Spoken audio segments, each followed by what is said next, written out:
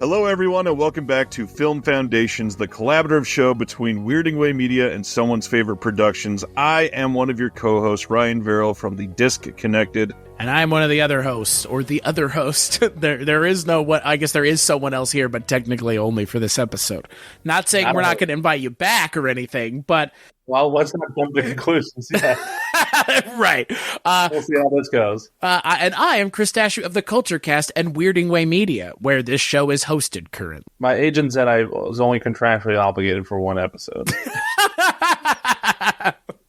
As usual on this show, we ask and answer 4 questions about a given topic that is surrounding either an actor, director, or franchise, or like today's discussion on a microgenre. And our job is to entice you to broaden your horizons on film, to encourage you to travel down film tangents and side roads that you may have never traveled down otherwise, and perhaps you could spend up to 499 days of a certain summer there. Today, our guest is one of my very close friends, a comedian and writer of the infamous film Clickbait, on sale in a vintage stock in Overland Park, Kansas, currently, right now. No, someone bought it. That's what I've heard. Yes, my dear friend, Mr. Jeremy Long. Jeremy, thank you so much for being here. Oof, my ass is sore from all that kissing. Thank you for those kind words, Ron. Well, if your ass is sore from that, just wait until the end of this episode. It's going to be a good one. Yeah, your subgenre is going to be done getting reamed, is what we're saying. Clickbait is infamous for having more torrent downloads than actual purchases. That's what it's infamous for. Well, and part of that is because Netflix had to go out and make a series with the exact same title. Oh, yeah. Clickbait is infamous for getting confused for the Netflix series starring Zoe Kazan, who will be a prime topic of today's discussion. As we've alluded to it, our category tonight is the Manic Pixie Dream Girl. We're going to get to some discussion on that. But first of all, Jeremy, this has been a long time coming. Genuinely, thank you for doing this. Chris and I are stoked to have you here. You've watched more movies than most people I know in person. You've gotten more showings and autographs in the last couple of years than any human should ever be able to. And I'm just glad to share the space with you, as I always am. And I'm stoked to talk movies with you. Thank you. I'm always stoked to talk movies with anybody, much less somebody that I love so dearly. And Ryan. I was about to say, you get it. You already get it. You get it? I got the Riz, baby. Nope. I just got to dip my toes in any kind of project that Ryan is part of, apparently. So it was only a matter of time before I ended up on this show, too. But happy to be here. Yeah, I'm so glad that on your resume, I saw the words 2-time Shelf Shock Award presenter. And frequent disconnected guest. And then way at the bottom, after, part-time bird watcher, is clickbait writer that nobody cares about. Which was already like 8 lines below he was cut out of an episode of Mom on CBS. That's true. And can be seen in the background with his shoes off of Jack Reacher. Go on. I'm just so intrigued about the shoes. Anyways, Manic Pixie Dream Girls. Let's dive into this. What is what's the love for this topic for you? And for those that have maybe heard this idea before but don't know what it actually is, do you have a way to define this? Yeah. So I took a copious amount of notes from both my own personal knowledge of the genre and the term. That's been part of the zeitgeist now since originally coined, as well as a little extra research I did where I found out actually quite a bit about the topic that I wasn't familiar with already, which I was shocked by. Why does it interest me? I don't know. I guess I'm the target audience for that genre because I'm a sad, pathetic, sad sack, hopeless romantic kind of guy who is looking for a Manic Pixie Dream Girl. Therefore, somehow, whether subconsciously or consciously, those films with this microgenre, as we're calling it, have become like my top films of all time, including things like Eternal Sunshine of the Spotless Mind, Scott Pilgrim vs. the World, 500 Days of Summer, etc. I found out in my research, this is quite interesting actually, and I'll tell you why, that the term was coined by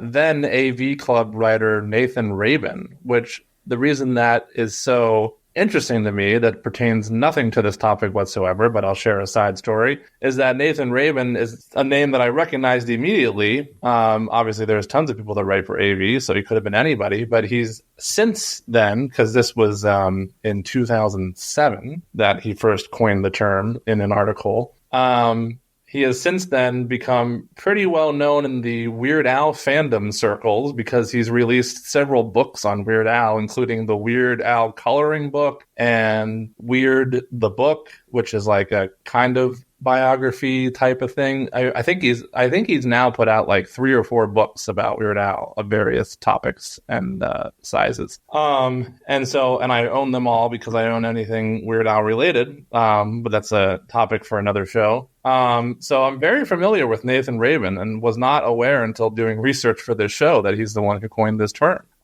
So he coined it back in 2007 when he was writing a piece for AV Club called My Year of Flops, about flop movies that flopped. Great book, and by the way. It's a book? Yeah, it's a book. I mean, I'm assuming it's just a compilation of all of the reviews that he did. But I mean, I've read the book. I'm assuming that that's from the website it came that. But yeah, he wrote a book all about it. Oh, interesting. That's good to know. I might check that out as well because I've come to like his writing. So he coined the term in reference to the film that actually came out in 2005, Elizabethtown, starring Orlando Bloom and Kirsten Dunst.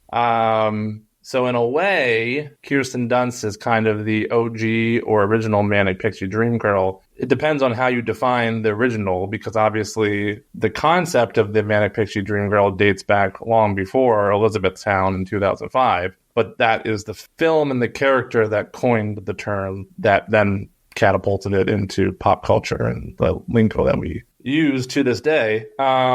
But yeah, so he describes it, which I wouldn't really be able to describe it any better than how he wrote it in the AV Club article. The Manic Pixie Dream Girl exists solely in the fevered imaginations of sensitive writer-directors to teach brooding, soulful young men to embrace life and its intimate mysteries and adventures. So essentially, they defined it with your life. Got it. Yes, correct. Essentially me.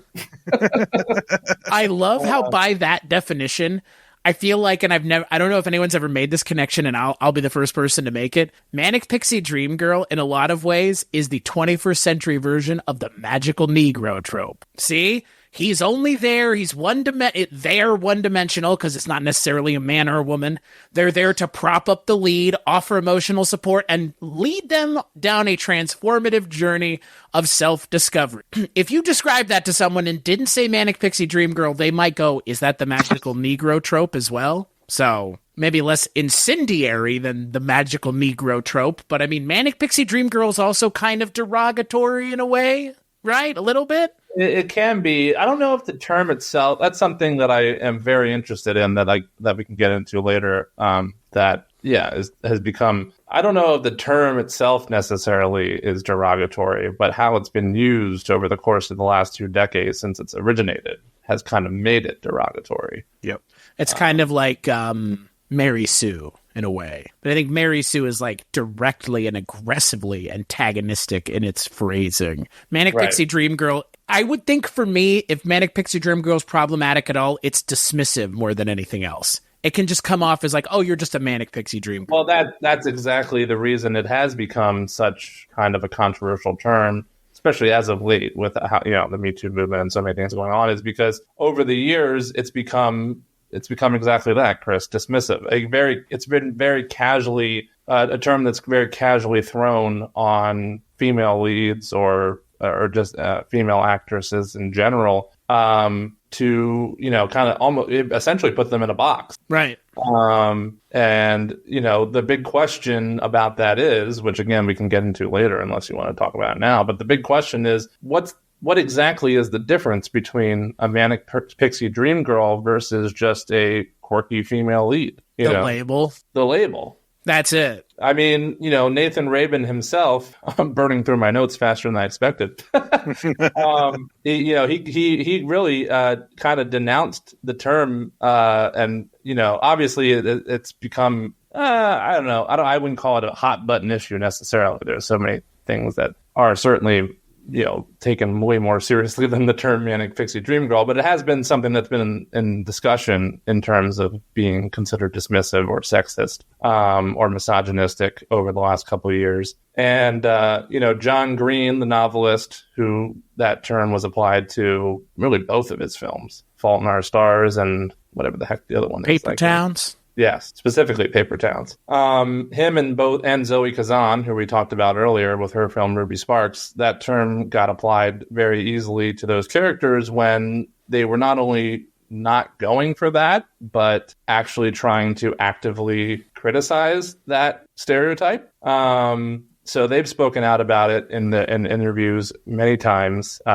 And then shortly after that, Nathan Rabin himself in 2014, in an essay for Salon, actually denounced the term that he once coined himself merely less than a decade prior, saying that, he regrets ever saying it and that it wasn't his intention for it to become what it has become. And it was originally coined to fight sexism and has since been used to encourage sexism. But again, Pepe the Frog all over again. What it boils down to in my book is I don't think the term itself is bad. And that I don't think that's even being argued, although it might be by some people.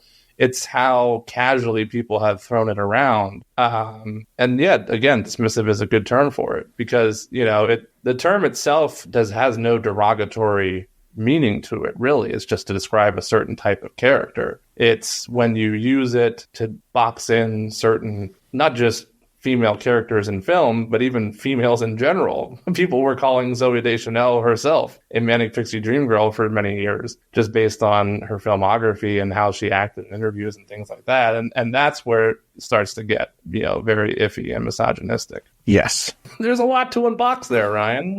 Very, very trope filled. Like, that's a good way to put it too. I mean, the way that the movies are made, and for some of them, like literally to like check off ideas under tropes, but then also somebody looks at somebody and they see a couple characteristics and they immediately put them in a box, and that's never cool, of course. Well, that's the thing. You see an outspoken female character or a quirky female character or a female character with colored hair, and then immediately it's Manic Pixie Dream Girl. And I think also the term, like if you break the term down into like the three separate phrases, like manic, okay, manic is not necessarily a positive term. I actually would go as far as to say the only time I've heard adults use the term manic is to describe a manic episode, which is bad. Yeah, which is not good. And then Pixie, okay, that has neither negative or positive. But then Dream Girl, again, I think also if you go to the idea of calling a woman a Manic Pixie Dream Girl, you're also, like we've also mentioned, the dehumanization of it, but also the de-agifying of it to make them again, girl, which implies less autonomy than a woman has, sure. Which again, not my place to argue that because I am not part of that conversation in the way that someone should be able to talk about it, aka a woman, not three fucking white guys, even though I'm gay, it doesn't matter. But to your point, like, I think it's more, I don't think anyone's sitting and going manic is a bad term and we don't like it. It's just, it's the whole thing. Yeah, I mean, obviously a manic episode is not good. I think obviously in this definition, it's used to be a, very outgoing. That's not what manic is. Like, yeah, I think I do think that's what it's kind of leaning more towards in this particular definition, but I agree with you. Right, it's the quirky thing. Dream Girl, aside from the girl aspect that's referenced, is also a bit neutral. And by that, I mean, to call someone your dream girl is not necessarily a negative thing. And in fact, it could possibly be flattering, but it's also, from psychological standpoint, not a healthy perspective to have. Right. Obsession. Kind of the whole, part of why this term spiraled out of control is this ideology that a person, namely a woman, can just solve all your problems and then you're just completely fine, which is so very far from the truth. But that's kind of what has the structure that has been formulated in these films that we would label Manic Pixie Dream Girl. It's like deification, almost placing on the pedestal. Yeah, it is, really. Because it's a sad sack, loner, loser type of male protagonist who has nothing really going for them. And then this Manic Pixie Dream Girl comes along and over the course of the film suddenly opens them up and all their problems are solved. And, they just come, embrace it. And there they come out of this experience ready to embrace all of life's challenges and idiosyncrasies as if nothing was ever wrong. And that's just not the way life works. And, but it's a movie because movies don't have to be the way life works. But I think that's part of the reason where some people have drawn the line between this fictionalized version of a woman created by a writer versus real life, where people are often now using the term Manic Pixie Dream Girl in real life to describe real people. Are you saying that some of the characters that are described as Manic Pixie Dream Girls wouldn't pass the Bechdel test? Is that what you're saying? I mean, it's so weird to be talking about this in a way because, again, like, it is in a lot of ways, and I'm not trying to be dismissive here. I'm trying to be dismissive of the phrase, but, like, it is such a nothing burger of a phrase. Like, to get upset about it is to get upset about something that there are a lot worse transgressive things being done in Hollywood towards women that have nothing to do with. And again, look, the way I look at Manic Pixie Dream Girl movies is it's a movie about a guy chasing after a woman, and that's the focus of the movie. I mean, that's most romantic comedies in a lot of ways of like a certain time period. That was the exact thing. And so it's like, well, is every woman in those movies a Manic Pixie Dream Girl? No, not necessarily, but some of them might have been like... Yeah, I mean, that's the topic of conversation. You're exactly right, because like I said earlier, what's the difference between, a Manic Pixie Dream Girl versus just a quirky female character in a film? Is Sandra Bullock in Missed Congeniality a Manic Pixie Dream Girl? I don't know. I mean, in doing this research, they labeled things like Barbra Streisand and What's Up Doc as a Manic Pixie Dream Girl. And it's like, I don't know, because in one hand, yes, she's kind of doing the trope of that term in saving Ryan O'Neal's character from being all miserable and depressed. But at the same time, that's a full-fledged comedy. I mean, a lot of the films we're talking about, 500 Days of Summer, Eternal Sunshine of the Spotless Mind, Garden State, etc., Elizabethtown, where it was originally coined, are romantic dramas more so than rom-com. Right. What's Up, Doc is a full-fledged comedy. It's the job of those characters and the writers to be quirky and over-the-top and ridiculous. Right. Does that qualify them as a Manic Pixie Dream Girl? It's a very fine line. And, of course, the term itself, as we already discussed, is really arbitrary. I mean, the reason it's gotten, whether negative or positive press is because it happened to be coined by a writer who was pretty substantial, by a magazine that was fairly substantial, and it picked up steam and became part of the vernacular and pop culture. But the term itself is arbitrary. I mean, some guy came up with it to describe one character in one movie, and suddenly it latched on and people are using, you know what I mean?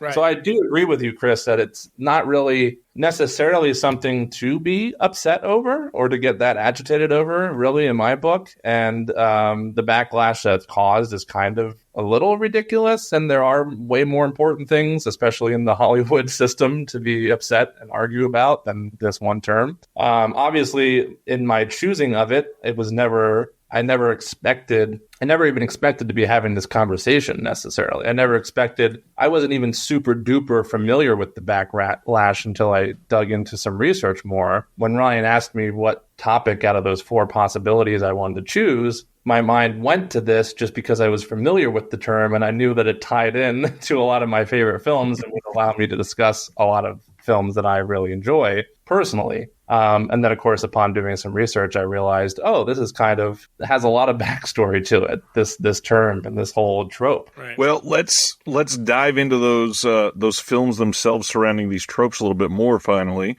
And we'll start with our first question. So, Jeremy, what do you consider the foundational title under the subgenre Manic Pixie Dream Girls. So this is like the one that everybody should watch first if you've never seen any of them. You know, the easy answer would be, here's why this is a tough question. What I believe, so my favorite film of all time is Eternal Sunshine of the Spotless Mind. I'm wearing the shirt. It's just a very important film to me for a lot of reasons that we don't have to get into. But the point is, it's one of the most well-known Manic Pixie Dream Girl films. I mean, look up any list, any video about the topic, and then boom, there it is. Kate Winslet, Clementine, colored hair, quirky, outgoing, saves Joel, But upon not even doing the research for this, that kind of cemented my own beliefs I already had, but also just because I'm such a passionate person about that film and a writer myself, I said, that's not really the case in this movie. In fact, if anything, Charlie Kaufman, the writer of Eternal Sunshine of the Spotless Mind, is trying to almost denounce that term and really critique it with the character of Clementine. I mean, she literally has a quote in the movie that says, "Too many guys think I'm a concept or that I'm going to complete them or make them feel more alive. I'm just a fucked up girl looking for my own peace of mind. Don't assign me yours." He literally puts that in there saying, no, that's not who this character is. Don't. And this is before the term was even coined. That term came about in 2007 when Nathan wrote that review.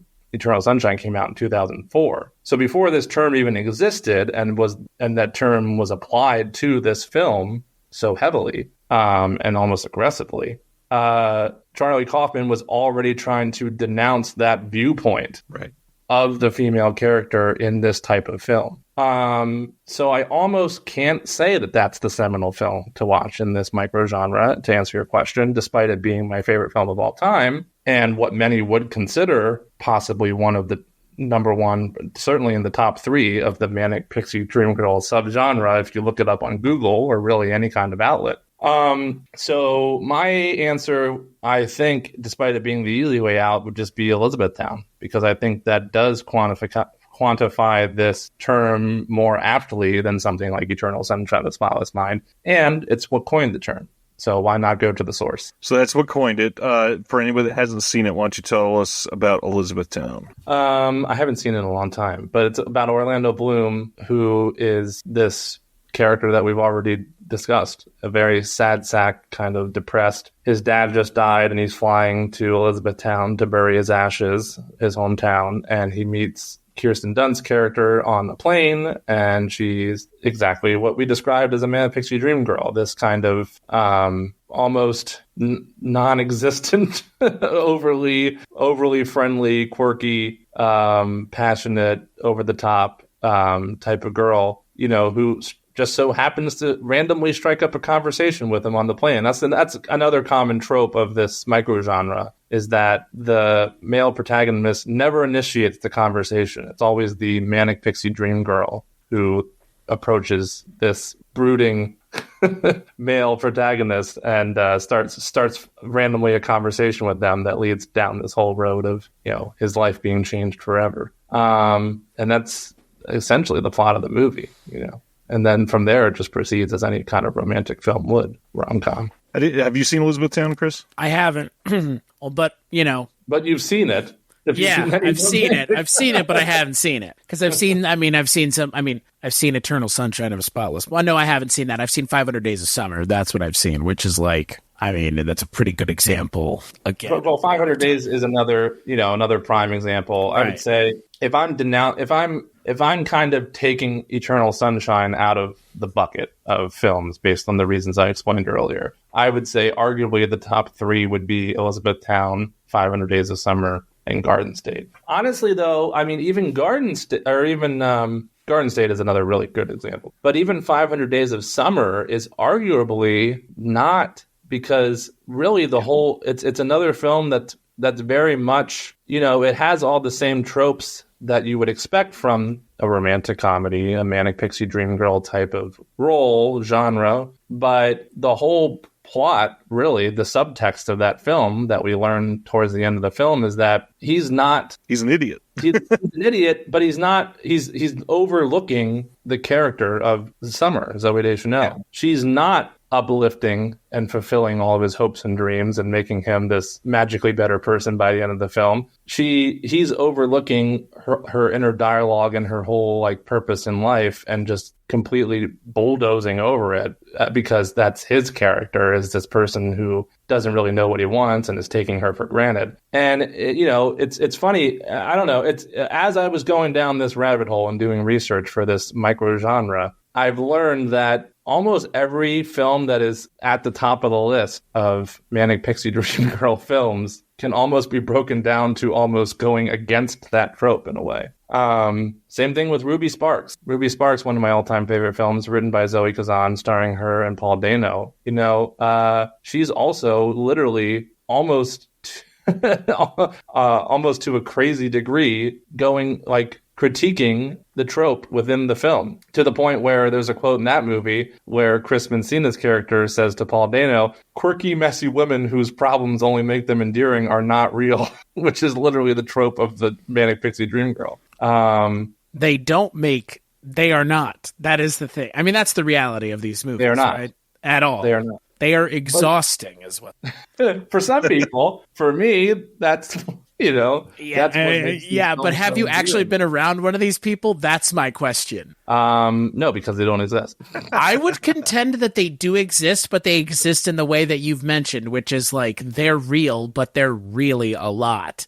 And again, it's not cute when someone doesn't know how to manage their money and gets kicked out of their apartment and all kinds of shit. Like, that's not cute. It's not fun. But but if it's a Manic Pixie Dream Girl, then it is fun. And it's like the person that I mean, I have my answer, but my answer. Well, no, you're right. I mean, that's kind of the trope of the whole subgenre or microgenre, whatever you want to call it, is that, I mean, listen, we're talking about movies here. That's the other thing that I keep emphasizing, is that these are fabricated worlds. Right. You're right. It's not cute. It may not be necessarily endearing to the majority of people in real life, but it majority of people, brother, it's a 99%, and there's a 1% of people that the 1% are those people. That 1% corner, in case any Manic Pixie Dream Girls are watching this. Oh boy, I'm just throwing my hat into the ring. You know where to find. So one thing I was going to say for this is we talked about the idea of like a manic, what that meant in terms of these movies earlier, and I think this is the thing that we need to hit a little harder on. This is manic. Nobody's saying Manic Pixie Dream Girl meaning like they have manic episodes. It's literally like they're flighty. And Chris, you used the term quirky. I think we lean on that in the cute way, but it's more like insufferable. Well, in real life, they would be insufferable. Right. And they're not. And in some of these movies, it is still that way. Like Zooey Deschanel in Yes Man is insufferable in a way where you can't live your life saying yes to everything, literally. And so in her role where she's acting, not the one saying yes to everything. No, but she's the one that encourages that. And she's an enabler. Exactly. And she's like, come on, you can do it, whatever. But it's that sort of attitude that drives that Manic Pixie Dream Girl trope-filled journey through what ends up not being super great. But my answer for this first one, and I'm going to tack it on before Chris answers because you already mentioned it. I want to go through 500 Days of Summer because it is my answer. Right. And I understand that it's against the idea of this. And that's kind of why I want to do this, because this and Eternal Sunshine are both, I don't want to say they don't fit the tropes because they do hit a lot of the same boxes, but they're subversive to the tropes. And to me, that makes both of those more interesting films. Oh, they're films that I get more out of them than these other ones, of course. And I know that you agree, but I want to make sure that it's on the record, essentially. Put it on the record. I've talked enough. Keep going. 500 Days of Summer specifically is so accessible to everybody because the two main characters are like, they don't, especially initially, they don't come across as insufferable or adult. It's until later in the film when you're like, wait, she's just literally saying exactly what she wants, and he's literally ignoring every single thing she's saying. Correct. What is happening here? But they do check all of those trope-filled boxes to get the same feeling conveyed about Manic Pixie Dream Girl films to you, the viewer, for 65% of that movie. and then you wake up and go, well, shit. I like that you said they, by the way, because that's something I wanted to also emphasize. We touched on it. I mean, I at least touched on it when I was kind of describing what that microgenre holds. But it's really, we can't put all the weight, despite it being in the title of the thing, on the girl, the female. I mean, the trope only works, and this title only applies when the male protagonist also checks the boxes that make it kind of a Manic Pixie Dream Girl film or microgenre. They've got to be a sad sack. You got to be a sad sack. Elizabethtown doesn't work if Orlando Bloom isn't sad. Yeah, fair. Yeah, because then he's like, get away from me, crazy lady. I'm happy. Who are you? I'm happy. And you are attractive, but not for me. But off-putting. Chris, why don't you tell us, what do you think is the foundational title for Manic Pixie Dream Girl films? I'm disappointed in both of you for not picking this movie or even mentioning this movie. I get why, because it might be on my list. It's probably on your. Knowing you as little as I do, but clearly that the effusiveness with which you speak about films, I'm sure this is on your list. But for me, there is only one movie that I think of when I really go to Manic Pixie Dream Girl. And I think for me, it's like, this is one of the original, like, kinds of these movies that I saw. Annie Hall, Woody Allen, Diane Keaton. She's like the OG Manic Pixie Dream Girl. Like, la-di-da, la-di-da. That right there. Like, that line is all you need. To know about the Manic Pixie Dream Girl. And again, like, she doesn't have the pixie haircut, but she embodies that pixie energy. I'll have you know that it was on my list, and it's a good example. However, by the way, two things of note. One is, in doing my research, and I would agree with this, especially given the loose definitions of actual Manic Pixie Dream Girl films that we've been discussing here, rather than how heavily it's applied elsewhere throughout pop culture.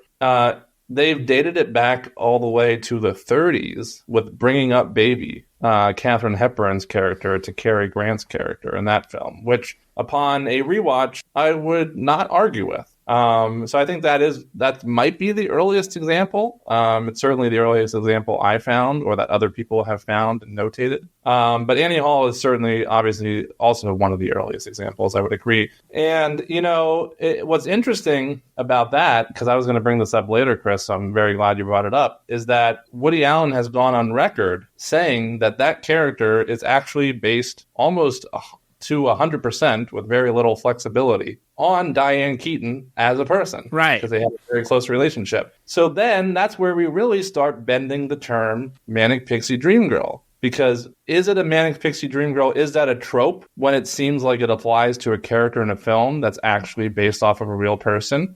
It goes back to what I've already said 2 times at least and earlier in this show. What is the difference between a Manic Pixie Dream Girl versus just a outgoing, quirky female character, or even human person? And, that goes back to what we already exhausted, which is how loosely this term is thrown around, especially as of the last, decade or so. Well, and again, to your point from before, I think the real thing that we have realized is it's less really about her and more about the guy, because the guy is the important part. He's got to be a sad sack, unable to regulate his own emotions, has no autonomy of his own over his own life, and he gives it all to her to make it, make better after the undoubted meet cute that they have.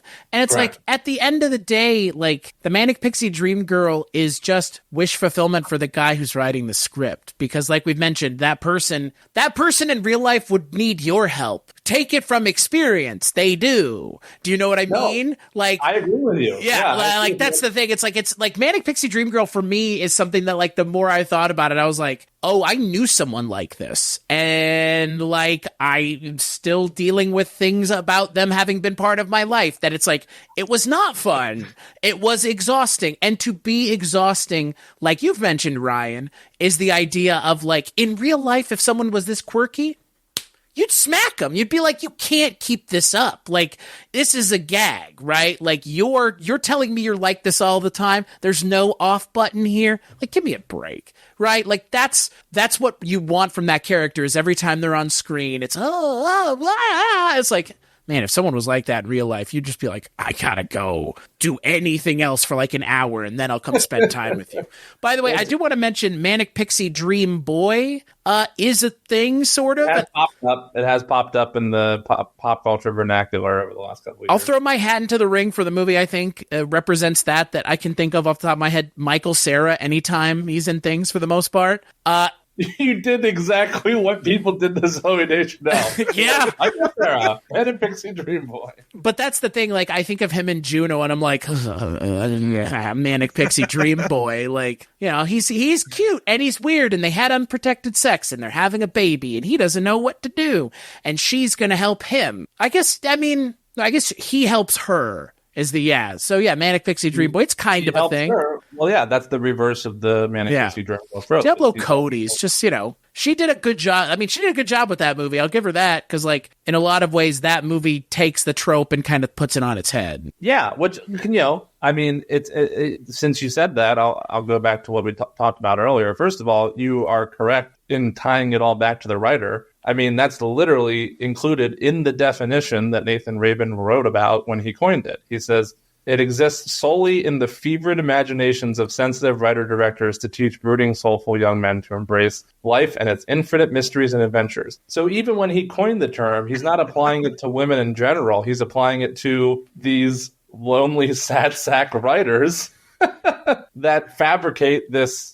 I mean, obviously, in some ways, you could argue that it's their job to create good entertainment, because look at how beloved these movies are as romantic comedies. But agreed. But yeah, I mean, it's the writer's job to fabricate this Manic Pixie Dream Girl as it's been coined. Unless you're somebody like Charlie Kaufman or Zooey Deschanel or whomever who's actually trying to have a dialogue about exactly that and critique it within the film itself. But yeah, I mean, I would argue that that's why I relate to it so much, because I am a sad sack writer. Well, then let's go to the next level and discover a deep cut in this subject, one that might turn people off if they watch this as their first foray into the genre. So, Jeremy, what is your pick for a decent deep cut? What I will say is that if we are allowed to repeat something I've said earlier, I would say Ruby Sparks is a very, despite it popping up in many Manic Pixie Dream Girl lists, if you were to Google that and do your own research, I think is a very highly underseen film. That I don't know if I would say that it would necessarily maybe turn you off of the genre if you started with that one, since that's something you specifically mentioned, Ryan. But I will say that that's a deeper cut and a lesser known film that would be classified in this microgenre.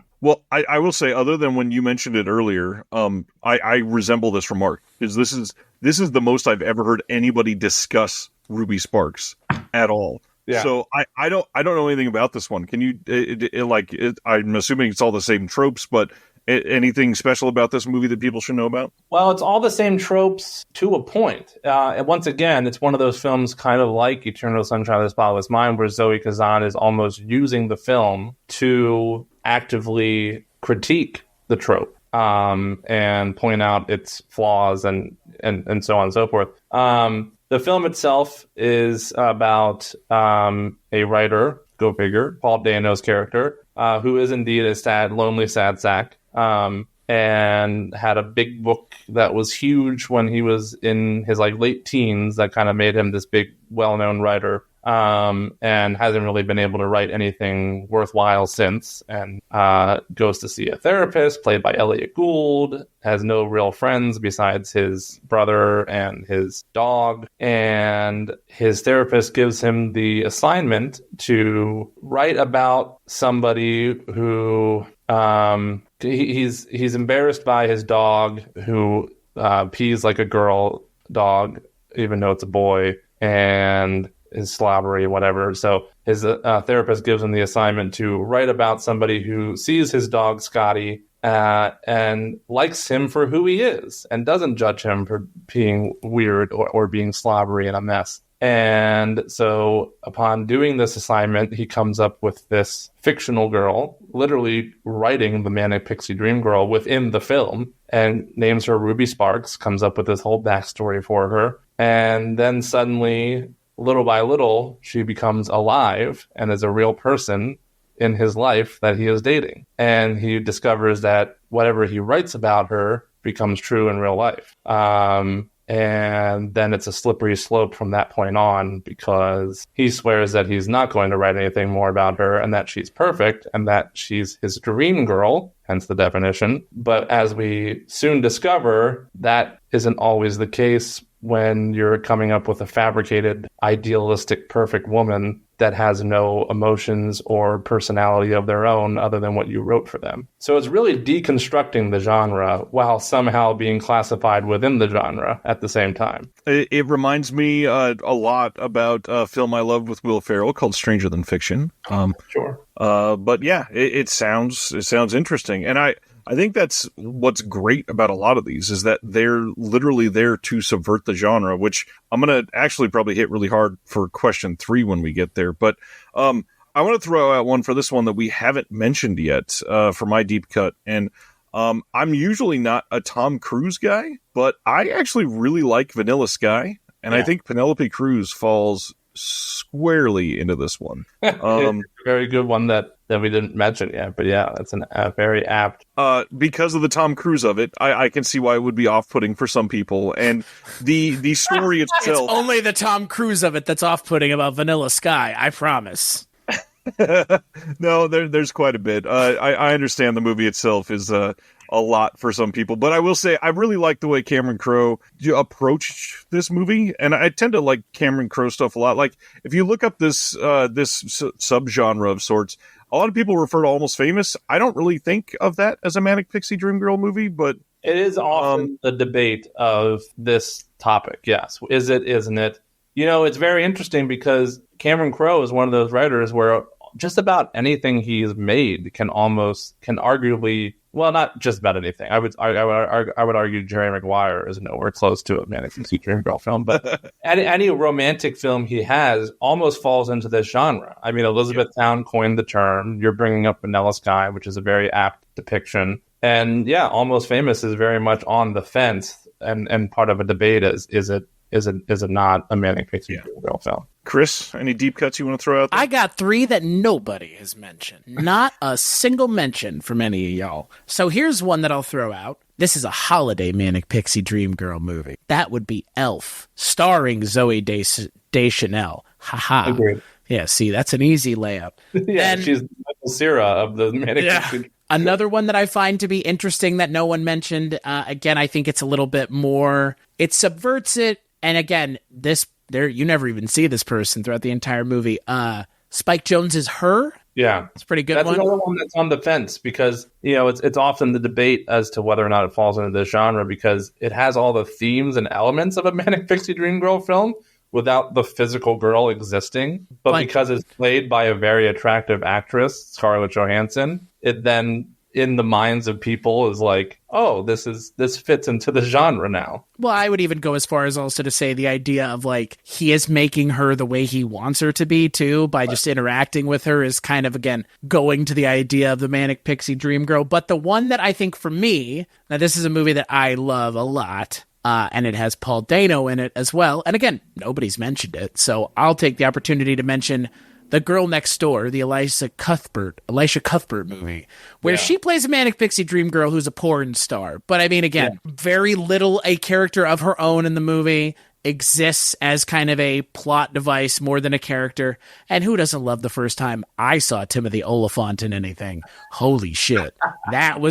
He's the best part of that movie on top of everything else. No, you're right. He's great in that movie. Yeah. I mean, that one is literally in the title, Girl Next Door. Which could almost be interchangeable with Manic Pixie Dream Girl in some way. But that for me is a big one. Because again, we haven't mentioned that one. And that's a movie that I love dearly. The Girl Next Door is the 3 legs of the tripod, you were talking about Chris Messina earlier, his line at the end of the movie, aren't you a little young to be in film school? Shut the fuck up. Next question is, one of the great retorts in cinema. So The Girl Next Door is a good one, but Elf and Her, I think, are also straddle the line. Maybe. I forgot Chris Messina was also in Girl Next Door, which is so crazy. It's like they're 2 Manic Pixie Dream Girls microgenre films that have Paul and Chris together. Ruby Sparks and Girl Next Door. Is Just Friends a Manic Pixie Dream Girl movie with Amy Smart? I don't know. Or is that Ryan Reynolds being the Manic Pixie Dream boy? I don't even know if he's a Manic Pixie Dream boy. It's really kind of... That one's a little more complicated than the very basic outline of depressed, sad sack guy gets saved by quirky, outgoing... I mean, that is Just Friends. You just described that movie, though. That's what I mean. Like, to your point, like the looseness with which you can drape this cloth over things is, depending on how loose you want to get, you can see everything sticking out. Or I mean, again, like, I don't know. I think the definition is so kind of vague. You can make almost everything, but nothing a Manic Pixie Dream Girl movie at the same time. I mean, it's hard to define, which almost fuels the argument of should it even be part of the vernacular anymore? Should we drop it? I mean, it's still being used to this day, and films that would fall into that category are still being made to this day. Right. But like, you know, can one man who happened to say this term that just happened to catch on, is that a justifiable reason for us to keep it up when it is so loosely being thrown around and has such a almost vague definition? Yeah, right. That's discussing. Should we even be doing this episode? Should we even be here? And the episode right here. What would you say it is if we're doing here? Well, funny enough, that's kind of a perfect cue to go to our third question, which I feel like we could go in many, many different directions for this one. Third question is always, what is the biggest impact that our subject today has had on pop culture? And this doesn't necessarily need to be a movie, but it could be something like inspiring other filmmakers or having an effect on the zeitgeist in some certain ways. So, Jeremy, what do you think is the biggest impact the Manic Pixie Dream Girl film? I just want to say, I like that how you introduced that question with the third question, as always, is... As always, it is as always, every time. A jab to me who wasn't prepared. No, it was not. It was not a jab to you at all. You go look on every episode; he says the same thing. Okay, gotcha. But it was also a jab at you, just to further reinforce your paranoia. Thank you, 100%. Oh, always paranoid. Always. I'm literally showcasing to you why I fit into this micro genre so well and why it's such a part of my life. You know, you're right that we can go a couple different ways on this question. I'll choose two paths. The first path being which I won't touch on too much because I feel like we've exhausted it already. But because it answers the question, an impact that this subject has had on popular culture is exactly what we're talking about. How labeling things can be dangerous sometimes when thrown around too easily. And, you know, I guess kind of, especially in this day and age, 2024, you know, times are changing for the better in a lot of ways, especially in Hollywood. Thank goodness, finally. You had to kind of be a little more choosy with how you describe things or depict things, even in certain ways. That's one thing I'll say. Again, we've exhausted that topic quite a bit throughout the entire run of this episode. And this one's more important to me, I would say, and something that we haven't exactly touched on to a great extent yet, is a big impact that this subject has had on pop culture, or really culture as a whole, if you really dig into the meaning behind what this type of microgenre film conveys, is that your problems can't be solved by one. There is no such thing necessarily. There are people kind of like Manic Pixie Dream Girls that you want to slap, as Chris put earlier, but there really is no Manic Pixie Dream Girl. I'd like to point out, I do not advocate violence against women. I'm only advocating for people having a cosmic slap in what's the word? Cosmic slap. Oh yeah, like I mean, like again, we all know someone who's like, you need the universe to just slap you out of it, like. Yeah. Right? Like, I mean, again, like, that's what these movies are trying to do. Like, these characters are that cosmic slap for the characters in the movie. But in reality, the Manic Pixie Dream Girls are the ones that also need a cosmic slap. That's the gag here. Is it not? Like, the Manic Pixie Dream Girl is just in someone else's story, someone who has driven someone else up a fucking wall. Like, the other person just happens to meet them, and now they're really enamored and taken by how quirky they are. They need each other, in a sense. Fair, yeah. At least in some of the films. But no, I mean, you know, I'm as somebody who is very self-aware of my own personality and faults and all, all the bells and whistles, and has, been in many relationships and done lots of soul searching, and is a writer as well, and part of this world that fabricates these things. I've learned a very important lesson, is that you can't be entering in any kind of relationship with the desire of that person fixing you or completing you or becoming whole suddenly, which is kind of what the trope exists about, is that suddenly this person comes out a much better person and is all better by the end of the film because of this one person. And that just doesn't happen. That's not how life works. And these Manic Pixie Dream Girls don't actually exist. And so I would say if there's some kind of impact that can be taken from these types of films, this microgenre, and applied to, again, not even just pop culture, but culture as a whole, it's the lesson of, look, these are movies. They're meant to entertain. Don't let this, like I did in the past. I'm the prime example of this. It's just why I'm preaching it. Don't let this seep into your reality and your real life and believe that this is how life works and that this is what you need to fix your own problems and your own mental health. To quote the great Holden McNeil from Jay and Silent Bob Strike Back, fictional characters. Fictional characters. I think that's a good answer, though. I mean, I think there's a lot of people that, that let this almost be like, that age-old meme of the person leaving the movie theater and goes, oh, okay, what personality am I going to imprint on my life now after leaving this movie, or whatever the heck that, I don't remember the exact meme, but you know what I'm talking about, right? The guy leaves the theater. I don't know if you're referring to me because I giggled right there a little bit. But what I was getting at, I was going to have Chris answer first because I didn't want to make this depressing. But now that you've kind of already stepped into the arena, the way that I love this genre is because most of the ones that I love, like I already mentioned, are the ones that subvert the whole idea of this one person is fixing it and blah, blah, blah, whatever. But my big thing is that when you deconstruct those films specifically, like 500 Days of Summer, very much so, and some on Eternal Sunshine, these are kind of like anti-incel movies at heart. Thank you for mentioning the word. The way that we approach these can change a lot of things. The person leaving the theater that didn't get, hey, I'm the problem and I need to work on something. Mm-hmm. That is the fucking problem. And unfortunately, this genre as a whole has had positive and negative impacts on either side of this entire arena. I mean, the amount of, incel communities that have grown over the years. I'm not saying that they've grown because of the genre, but they've emboldened some of them, I guarantee. You're blaming Joseph Gordon-Levitt for incels now? Wow, Ryan. I'm just asking questions.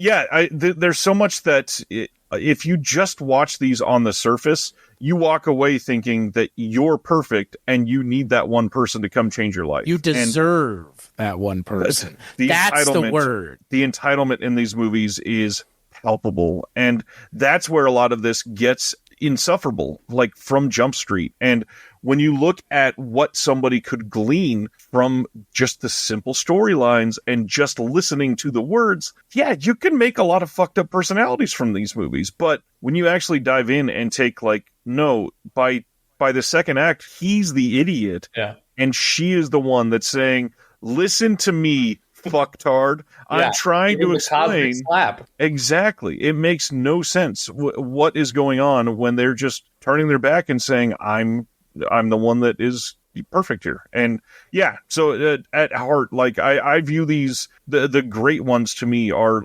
essentially anti-incel films.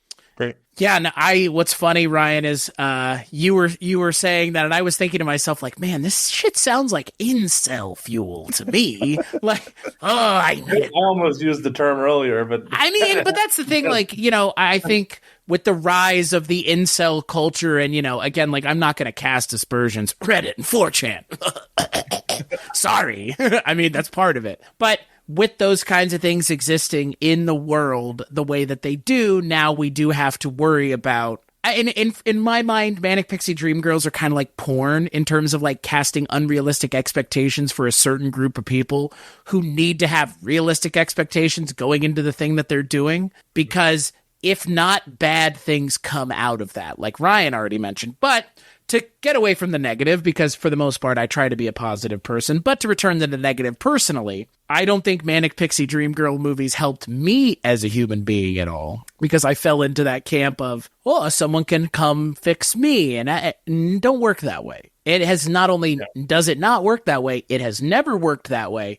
And to think that you are going to somehow be that person is to fall into the fallacy that all of these movies ignore, for the most part, other than the ones that are subversive, which is, hey, fucko, you're the problem, like Ryan said. And, like, the problem is the Manic Pixie Dream Girl character also is the problem. It's just the movie never acknowledges it because they're a plot device, never a character. I mean, what you described, Jeremy, every time you've read Nathan Rabin's quote is, or Raban, because I'd like to believe he's from the Dune universe. Every time you read that quote, all I can think is the person that's being described here also needs help. But they never get it. In none of these movies, for the most part, is the Manic Pixie Dream Girl the one that's like sat down and like, stop it, come on, like, No, like anything, right. just stop. Like, just stop being yourself for 2 seconds and realize that the person that you are is a problem. And they never had that conversation in the movie. Because again, like with 500 Days of Summer, by the end of the movie, she's out of his life and he's learned. But he learned because he listened in that movie. And that's the thing. If you know a Manic Pixie Dream Girl in real life, likelihood that they listen, pretty low. Likelihood that they're going to change your life, pretty low. The likelihood that they will need you to help them, pretty high. So it's very weird because in reality, Manic Pixie Dream Girl stories are reversed. Normally this person is in your life and you're the one needing to help them, not them helping. Someone who doesn't have their shit together is not going to help someone else who doesn't have their shit together. That's not how this works, folks. And it's just setting unrealistic expectations, I think, is the problem with Manic Pixie Dream Girls, because the term now can label anything and everything. And now those movies that don't deserve it, that weren't part of it, also get labeled as well. Yeah. And that diminishes everything. And putting labels on stuff sucks anyways. So it does. Fuck that. Well, funny enough, that's what the whole genre is, that line specifically. Right. Most of these movies are just guys putting attributes and labels on women that they shouldn't. That's the entire epitome of all of this. Yeah, literally. This person is XYZ and this, and then they're going to save me. And that's not how life works. I'd argue that the real life relationships with the Manic Pixie Dream Girl, as Chris said, the reverse, you're helping them. I'd argue it's really a codependent. You'd be correct in arguing that. As someone who's been in them. Yeah, I mean, again, like I don't like admitting that, but part of this is like, I've been there, I've done that, and it sucks. And so it's like, if anything, listen to me when I say this is not the fun fucking Zoe Deschanel, Annie Hall, boiling lobsters and chasing you around the kitchen with them. Like, it's a kind of exhausting that is hard to describe, because every time you think there is no depths that can be sunk to, we find that there's ground beneath the barrel. And that's the kind of person Manic Pixie Dream Girl is in real life. So unrealistic expectations all the way down. I'd agree with you, and I think some combination really of all three of our answers is the best answer to question number 3, which is don't let these become your reality. And really, in modern age, sure, there's a lot of films, even within the last couple of years, that still fall into this kind of generic Manic Pixie Dream Girl microgenre, but there's so many more films, I'd argue, that are trying to do exactly what Ryan said, which is subvert that genre and critique that genre and make a point about how you can't just do that. All the things we're saying. And that's something positive and a positive impact that can come out of this. I would say. It's one of the reasons why I love how so many of these don't have cliche happy endings. So many of them are just, they walk away and go in different directions. And that's how it should be. But again, the people that miss the point on these don't view that as they both weren't right for each other and they both need to find that right person. Or that's how they do view it. It's just that, they had a missed opportunity, essentially. And now they need to find that other right person that will fix both of them. Instead of just, they're both just failures and we need to stop this. Like, wake up. This is ridiculous. No, it is the children who are wrong. I could go into specific examples, too, of how the endings of certain one of these films that people try to squeeze into this category do indeed subvert that, just how you were explaining, Ryan.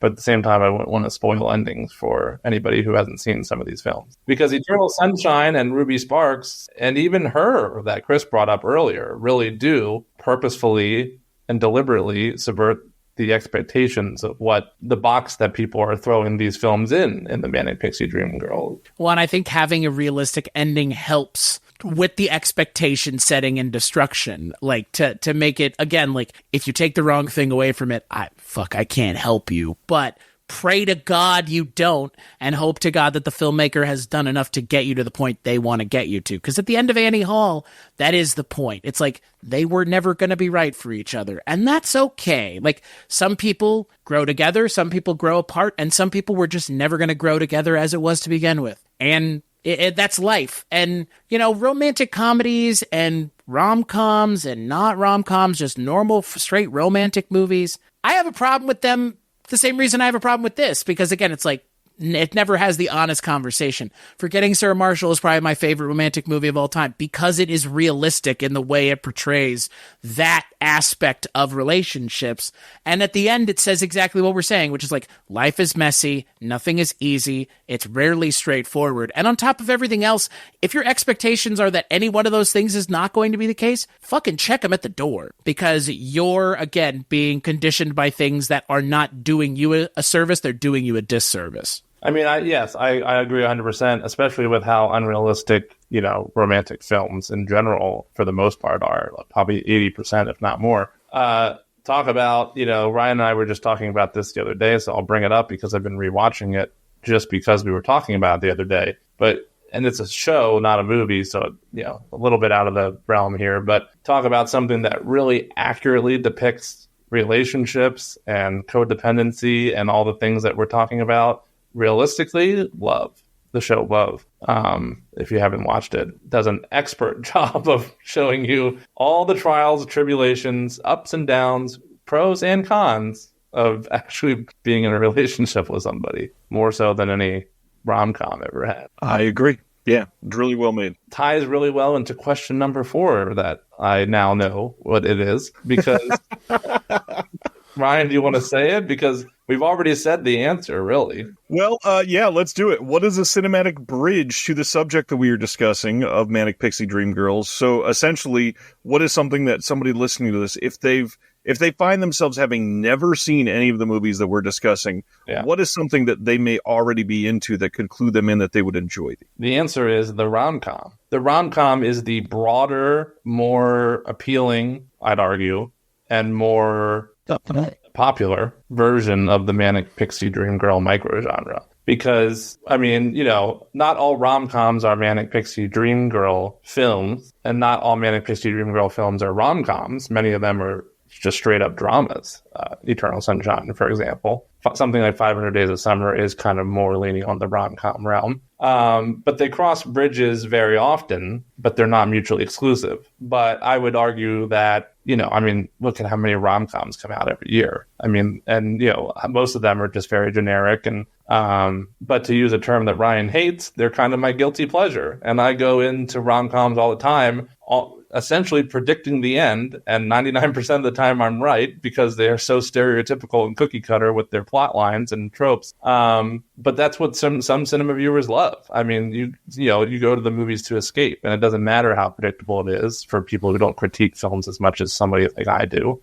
They just go because they want to have that little escape for an hour and a half to 2 hours and see something that makes them cry and get their emotions out. And so for that reason, rom-coms are, just very much more mass produced and much more popular, I would argue, in the world of cinema than this semi-specific microgenre. However, they are very interchangeable in a lot of ways and relatable, and therefore I would argue that would be the bridge, the most obvious answer of a bridge between, if you haven't seen any of these movies we're discussing, but you like rom-coms, then try out some of these films, because they're kind of like those, but a little less predictable and a little more subversive. I fully agree with you here. And I feel like there are so many of these that we could list as examples that the main difference between the two genres there are, for a Manic Pixie Dream Girl, you would describe the person, when we say manic, it's more like neglectful.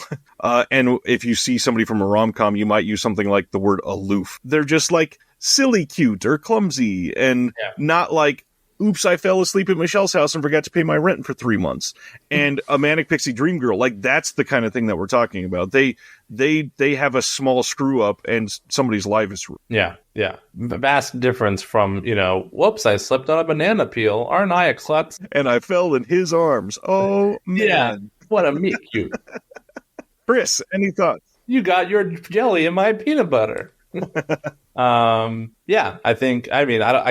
literally can't think of any other film that would, or any other genre that would qualify as a bridge. I mean, you're not watching a horror movie and being like, you know what, I think this really makes sense to ties in the Manic Pixie Dream Girl. I mean, some Manic Pixie Dream Girl films, if you break them down, are kind of horror. I was going to say my answer is kind of a specific kind of horror movie that there isn't a lot of, which is like single white female. Where it's like, it's kind of a person, again, like for me, that's my point. Like, that's kind of what I've been driving at up until this point is like, if you just take a step to the right and look at these a different way, like these are horror movies, like it's a horror movie. And so you say that, Jeremy, but I was actually going to say like a certain kind of horror movie, like a stalker horror movie is probably, if you're into those, you might be like, oh, this is like that without the teeth in a way. Like what would happen if, say, in Single White Female, she wasn't trying to take her life. Like, and then you've essentially got like a Manic Pixie Dream Girl movie. Or, and again, I'll go back to it before, if for some reason you're a big fan of the magical Negro trope, which again, if that's a thing you're a fan of, you might be a fan of the Manic Pixie Dream Girl movies because again, very similar character idea. And I don't know how many times I can get away with saying magical Negro trope, but that's the last time I'm saying it for the foreseeable future. Good thing you're also the editor. Color me convinced. Now I'm dying to do like a stalker horror episode of Film Foundations. Yeah. Ooh, that'd be really fun. See what I mean, though? Like, it is... I call it. No one else can take that one. But that's my point. Like, if you look at them theologically as what they're trying to say, like, they're very similar in their, like, outlook on the people that they're having that conversation about. Just Manic Pixie Dream Girls, the cutesy side of it. Like, if she was actually manic, she'd be like stalking you maybe and like trying to like, I mean, again, like a swim fan, like Fatal Attraction, like, like, no, I agree. I won't be ignored, Dan. Like, okay. That's why I said color me convinced, not about the MNP, but about your comparison to this. I was in my head, I was just trying to make the point of going completely out of left field and saying something. But look, I sit down in this comfy rolling chair, corrected because something like my point was saying like if you're like a big fan of Dwayne The Rock Johnson movies, that's not really a bridge to Manic Pixie Dream Girls. I was trying to go completely in the opposite direction, but here I landed on a genre that you so aptly kind of did tie into as a bridge. If you had said Dwayne The Rock Johnson, I would not have been able to tie it, just so you know. There's no world where I'm like, well, The Rock is a very emotional man in his film. Did you see Jungle Cruise? Did you see Skyscraper? He really is a sad sack when you really look at him.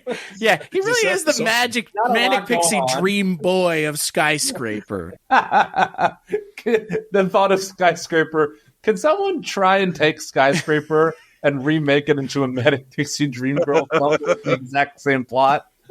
Wow.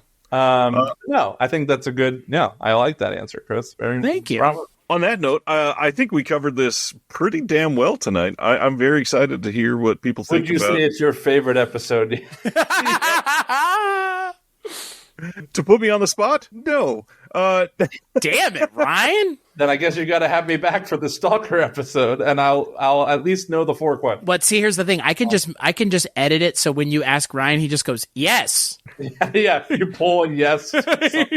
Yeah, yes. Ryan, can you just get a clean cut of you saying yes?